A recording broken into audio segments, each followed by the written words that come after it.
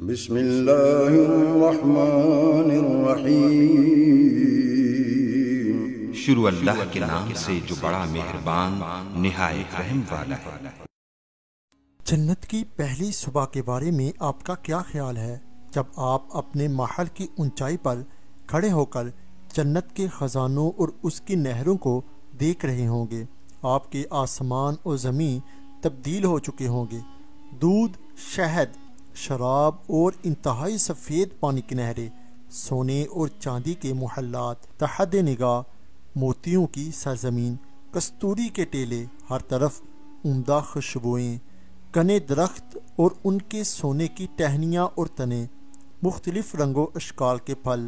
نوکر چاکر، عظیم سلطنت، بلند مقام، خوبصورت آنکھوں والی حوروں اور غلامات۔ آپ کو یہ پروانہ دیا گیا ہے کہ اب آپ ہمیشہ جوان رہیں گے، کبھی بھی بوڑھے نہیں ہوں گے، ہمیشہ تندرست رہیں گے، کبھی بیمار نہ ہوں گے، ہمیشہ زندہ رہیں گے، کبھی موت نہ آئے گی، ہمیشہ خوشیوں میں رہیں گے، کبھی غم نہ دیکھیں گے۔ اپنے اہل و ایام میں سے جسے آپ کھو چکے تھے، اللہ تعالیٰ آپ سب کو ملا دے گا، ایسی جنت کے جسے آج تک کسی آنکھ نے نہیں دیکھا ہوگا، نہ ہی کسی کان نے سنا ہوگا، نہ ہی کسی انسان کے دل پر اس کا خیال گزرا ہوگا۔ صحابہ کرام رضی اللہ تعالیٰ عنہم اور نبی کریم صلی اللہ علیہ وآلہ وسلم سے ملاقات ہوگی،